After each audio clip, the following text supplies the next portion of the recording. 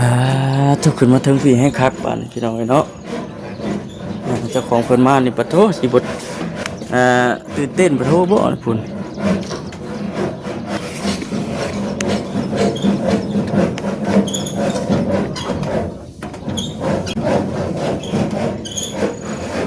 คักพี่น้องเนาะ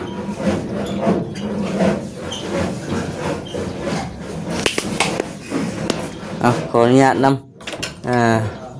ทางเจ้าของเพื่อนเพิ่นเลยกับทางผู้รักผู้ใหญ่เพิ่นขึ้นมาถึงเพื่อนขึ้นมาซองเบิ่งสร้างเพิ่นมีเทิงก่อนว่าซั่นผู้เดียวใช่ไหมเนาะไปอีกแป๊บนึงไปต้องถือมากล้วย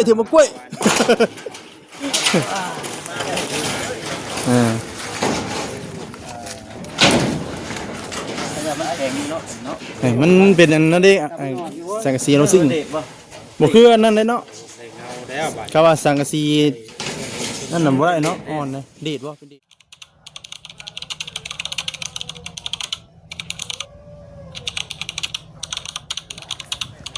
ปาดนี่มาเมื่อวานนี่นะโบมีไผพี่น้องเนาะกึ่งปึงกึ่งปางอยู่เมื่อวานนี่มาเมื่อนี้บัดทักสร้างเพิ่นมามุงหลังคาแล้วพี่น้องเอ้ยเอาคนอื่นก็มีแต่ว่าทักทายสบายดีเด้อพี่น้องเด้อเนาะขักแตนกุ๊กกล้วยแล้วนี่เด้อนี่ทางกระลุกกระเลอยู่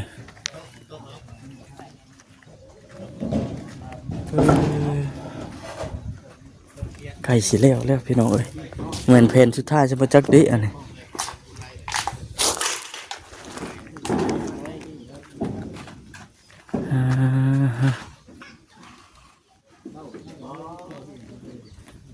ยังปลาเขาเนี่ยเฮ็ดพวกบ่เฮ็ดพวกนะคักแน่ดิเนาะส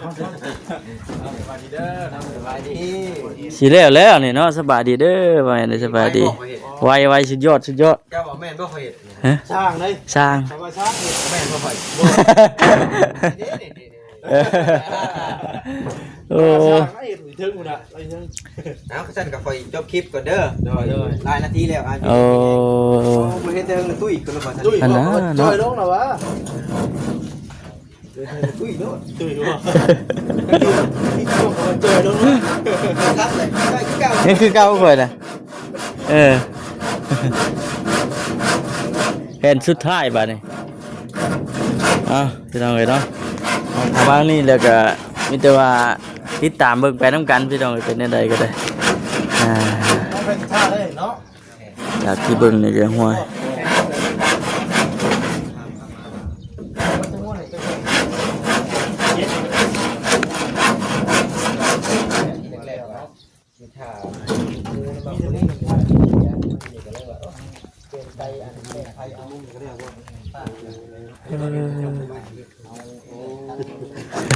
สองคนนี่บ่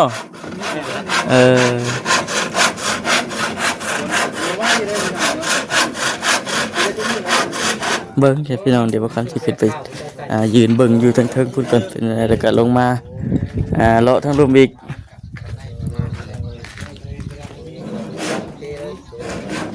เบิ่ง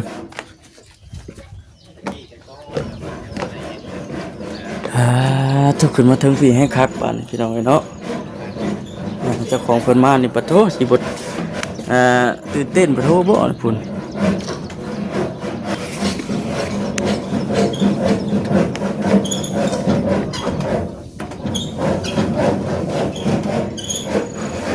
คักพี่น้องเนาะ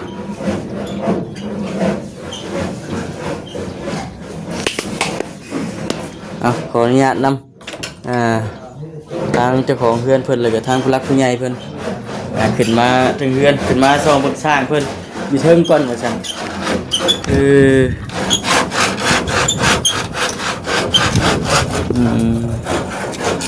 เห็นคือเมื่อวานนี่เขาท่าอยู่เมื่อวานนี่มันบดมือได้เมื่อวานนี่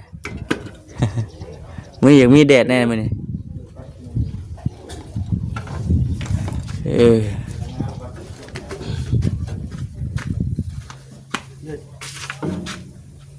สองคนพี่น้องเนาะ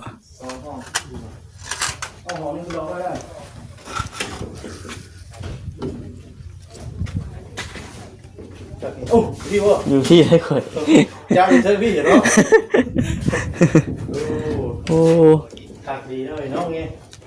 เพิ่นอันนี้อย่าเป็นเดียมเสาที่เลยเนาะ แม่น พอมันเสามันนั่นเด้ เสามันอัน มันบ่ซื้อ แม่นเสาคด ก็เลยเป็นเดียมเป็นแบบเลยงานเดียมเลยเสาอะไรก็ จักเพนเขาจะถามเพิ่นรวมเบิด เจ็ด 7เพนเออยังอีกเพนสุดท้ายป่ะ อีกเป็นนึงอยู่กลางนี่ คักเนาะเจ้าของเฮือนเพิ่นมาเนี่ยโอ้ย ห้องนี้จะว่าจักเม็ดเดียวกับ2 เมตรบ่ ประมาณนั่นแหละครับ เนาะประมาณ2 เมตรจะไปลองเลย บ้าน2เมตรนี่แหละ2ห้อง ต้องห้องนอนแต่ว่าห้องนั้นเป็นล็อกไว้ได้เนาะ แม่น แต่เก็บเครื่อง เจ้าของมาเห็นนี่โอ้ยคือสิดีมุกดีใจคัก เดี๋ยวมือเป็นแบบเลื่อนเร็วบ่เนาะมันสิมา จากที่ได้ยินนี่ก็ทั้งบ่จิตเพิ่นว่าพุ่นแหละเจ้าน้ำเจ้าในแล้วพุ่นแหละเจ้าน้ำมีน้ำใช้นะเห็นว่ามาแล้วก็มัน น้ำไหลไปสบาย เพิ่นมาแล้วก็มันยังเป็นคลิปงานละเอียดเก็บกรอบได้พี่น้อง ย่างน้ำอยู่บุกเคือนน้องเต๋พี่น้องเอ้ยเนาะคือเย็นพี่น้อง เย็นคัก นี่ก็คัดได้พี่น้อง พอดีซั่นนี่ เป็นชวนก้อยเนาะ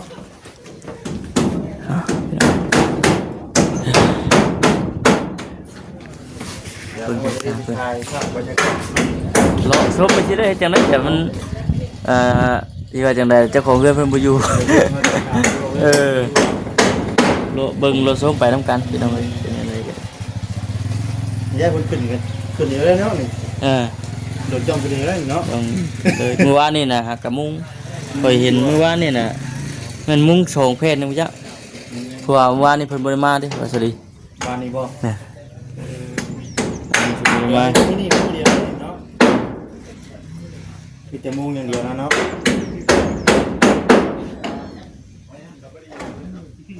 แล้ว ดึงไว้ก็บ่อยู่ ถึงว่ากับประโยชน์พี่น้องเลยแต่ว่าเรื่องในกระด้างนี่เพิ่นสิจ้างทางอื่นบ่จ้างอื่นบ่ เพิ่นว่าบ่ นี่ เอาก่อบ่สิก่อบ่ ยังบ่ฮู้อยู่ว่าสิเฮ็ดใด อืมเดี๋ยวเขาว่าต้องก่ออยู่แล้วก็เหมือนอันเทพืช เฮ็ดครัว ครัวเด้ ฮะ คนครัว เป็นครัวตอนนี้ก่อเทพื้นเนาะ เทพืชเป็นบ่เทบัดเวลาฝนตกฝนดินมาในน้ำเข้าได้นี่มันเพียงกันเด้มีตัวติดตามเบิ่งกันก็กล้วยนี่ค่อยคักแต่ก็กล้วยนี้บ่อยู่ท่วงไว้ท่วงมาอยู่ ยังเป็นมาปลูกใหม่บ่คือว่าจังได๋ บ่แม่นเราเคยเบิ่ง จะโดดบ่ ตะกี้ยันเป็นปลากล้วยเบิ่งเด้อน่ะมีแต่ต่อมันมีแต่ลูกมัน ก็เป็นโปรเพียงข้างหน้าก็ได้เนาะจุกเครือจุกกุ๊กหน่อยซื่อ คือว่ามีคู่ต้นดิ แม่น เอาเบิ่งชมกันพี่น้องเนาะ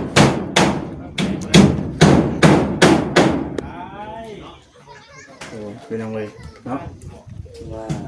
นักเป็นจังเลยงามหลาย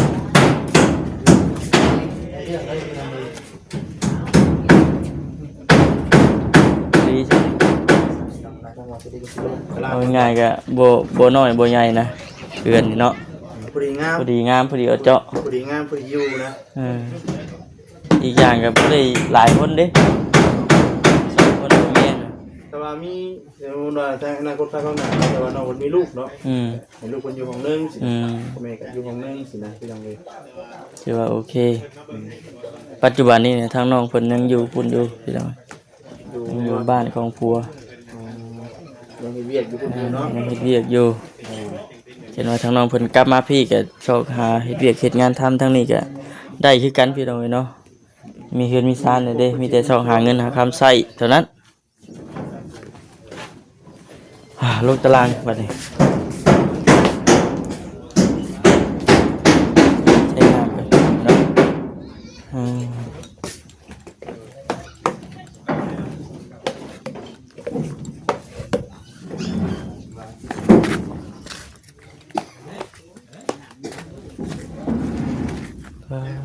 เธอ ตับมันเนาะ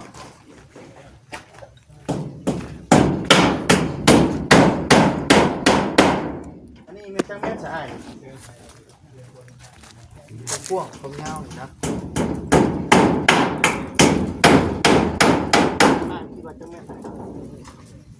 กับยาวนี่6 เมตรตัวนี้ลงไปนี่6 เมตร พวกนี้7 เมตร6 ฟุต 7 เมตร6 เมตร อันนี้เป็นโปรเจกต์เป็นพัวบ่ซื้อว่าที่มัน เป็นห้องนอน7นะ เป็นของน้องพัวเดียวพี่ โอ้พอจะมีส่วนทางนี้เลยมาทั้งพี่เลยเนาะ ได้ขอยังว่าเอาขึ้น ค่อยก็ยังลืมสังเกตเพิ่งเลย คอยกระเต้ถามว่าเอ้ามันเป็นพัวบ่คือเกาะ ที่ห้องนอนเลย ห้องนอนทั้งลุมทั้งเทิงก็นอนได้ทั้งลุมก็นอนได้คือกันเนาะผมว่าคิดว่าก็เทิงก็นอนอยู่ลุม นี่ไงพัวสิไปตรงนี้เนาะ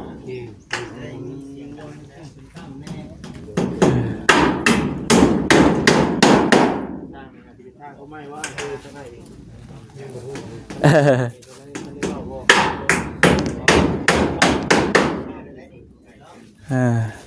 ช่วยนั่นสิปากมาได้ครึ่งมื้อก็มาเอาเงิน11 โมงนี่นะ เออ โอ้ปากมาฮอด11 โมงที่นี่แหละ บ่ มะม่วงนี่นะครับ11 โมง เออ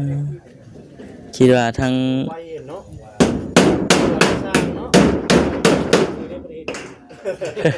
จับใจมุ่งจับตอกอย่างเดียวเนาะ ตัวไว้จดจัดอยู่ คือว่าห้ามบุเป็นหน่วยตอกมุ่งเจ้าของนะ ว้ายงุมตะท่าอยู่หันแหล้วงุมตะท่าอยู่หันแหล้วเสร็จแล้วที่เป็นเออ ตอกติดข่าวแม่งเนาะ เออ วันนี้เดี๋ยว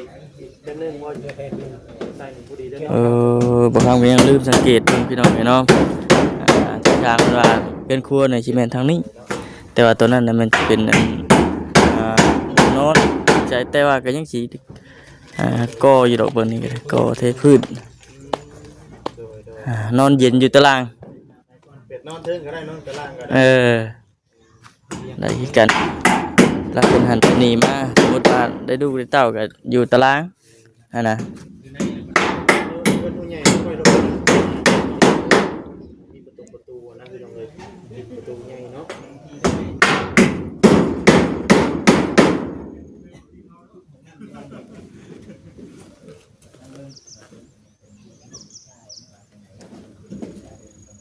แดดบ่แห้งแต่ว่าเอ้าเนาะเมื่อวานนี่มีเขาแดดเมื่อวานนี่มาก็ ว่าที่ก็บ่มีเด็กก็ได้ทั้งคนที่ไปได้วัน หากมีบางบอนที่ว่ามันตกแห้งเลย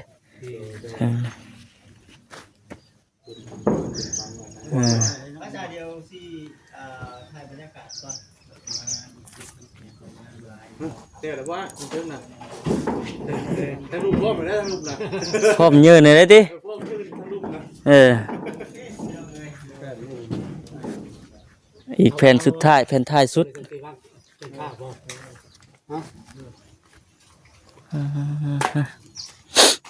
สบายดีบ่แซน ไปเด้อเนาะไป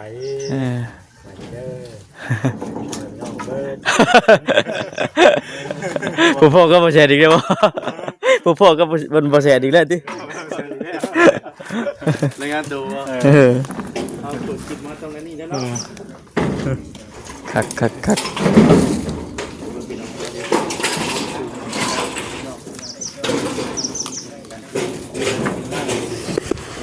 ปึ๊บเอา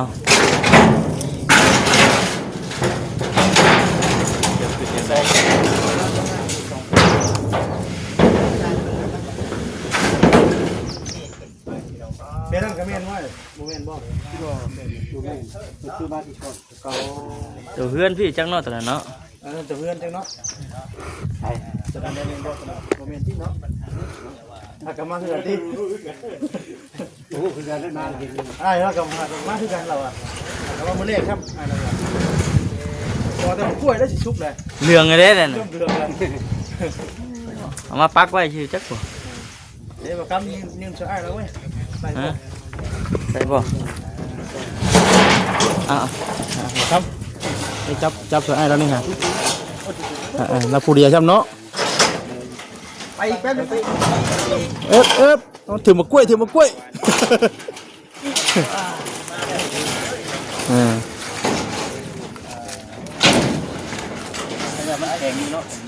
มันเป็นอันนั้นดิสังกะสีเราซิ่งบ่คืออันนั้นเลยเนาะก็ว่าสังกะสี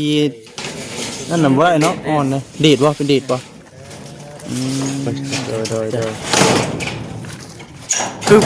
มืดหรือคือบาท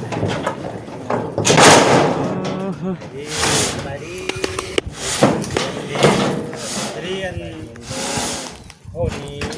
บ่ทุกอ่อนเนาะมัน สบายดีเด้อ บ่ได้แล้วเฮาต้องได้มาหาที่หางานก่อนจันบ่มีเงินเห็นลูกชื่อลูกลูกกินได้ น้องแม่ไม่ใช่น้องแม่ไหนพ่อไม่กินบ่ กินน้ำกันการเนาะของท่านได้ก่อยก็ได้เดี๋ยวอ่อนจะก็บ่ยอมได้แหละบ่ บ่หยอกบ่นัวกันดีแท้เนาะแม่นบ่บ่หยอกนะ จริงไม่เคยแล้วลูกสองคนล่ะปั่นกันปั่นกันโอ้ย กินกันเลยจริงต้นหมูกล้วยแท้ว่าคือต้นหมูกล้วยยางนี่เนาะ เนาะสิชุกก็ได้เลยอ่ะ มันคือเป็นพวกการแท้ เนี่ยเรื่องเลยนี่ละ อันนี้ว่านี่ก็มีเครืออันนี้ก็มีหมากอันนี้ก็มีหมาก โอ้ มีไปเลยนะ คน ป้องกันไปเลยเนาะ บักเลยนี่ หน่อยมันก็มีต้นหนึ่งเป็นต้นหนึ่งมันเป็นนั่นนะแต่เก่าเนาะ แต่ต้นเพิ่นกันเลยแต่ต้น เดี๋ยวได้กินพร้อมกันนะปลูกพร้อมกันบ่เนาะปานดีกันจังเนาะโอ้กันดีเนาะสร้างมันก็มามูหมื้อเนาะ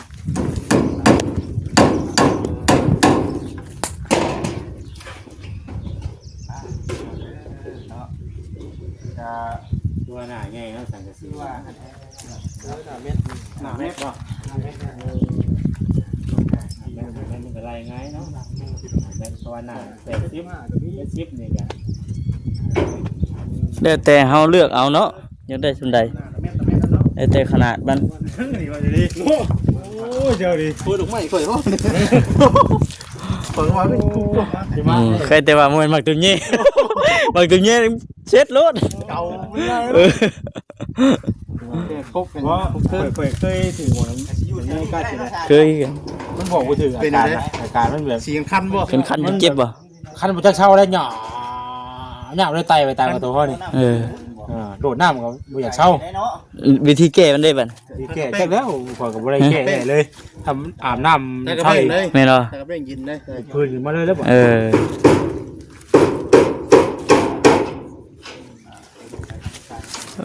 เถิดแดดเด้อพี่น้องเอ้ย เขาพุ่มก่อน เข้าห่ม จะจากแดดจะโดนเลยซับระเบิดเนาะแตก เข้าห่มก่อนเด้อพักก่อนไปกัน ปัญหาก็มามุงมื้อนี่นะเนาะก็มามุงมื้อนี่มามุงไวคน สาวเราเนี่ยมีแต่ใหม่คักเนาะสาวนี่ อยากเกินไปเลยจะขึ้นมึงในวันสรีเบิ่งแรกกินน้ำลายมาที่เดิมใช่บ่ใช่ข่าวบ่ มีแต่ใหม่แกนนะ คนนั้นเนี่ยจะได้เลิกคนนั้นเนาะ แม่น เนาะสินี่เลยอันนั้นบ่มีบ่ได้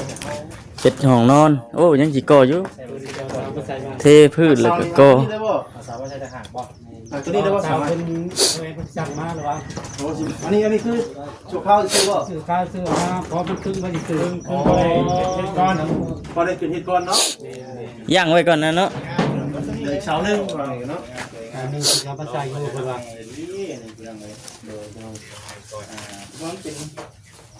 ยืนเนาะยืนดิ กว้างเลยกว้าง6คูณ7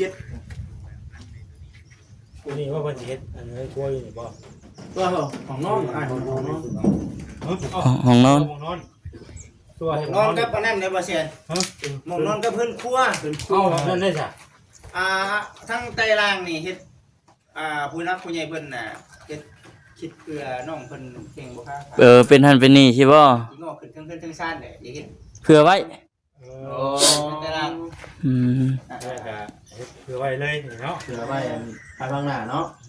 ที่ได้ลูกได้เต้าได้อยู่กรรมอยู่พายอยู่ลุมพี่ คือนี่ดอกว่าพี่น้องแต่ว่าบ่เห็นผู้หลักเป็นผู้ดำเนินการโดยห้องนึงแล้วจ้ะคณะเนาะอันนี้เป็นของน้อยกับของครัวเนาะ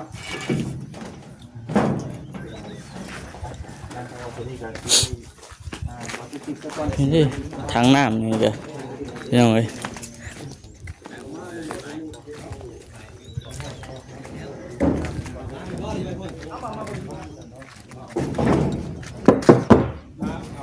ถังน้ำไปจะพี่น้องเอ้ยทำมาครับกระจบก่อนหนักในพอกันไหมสบายดี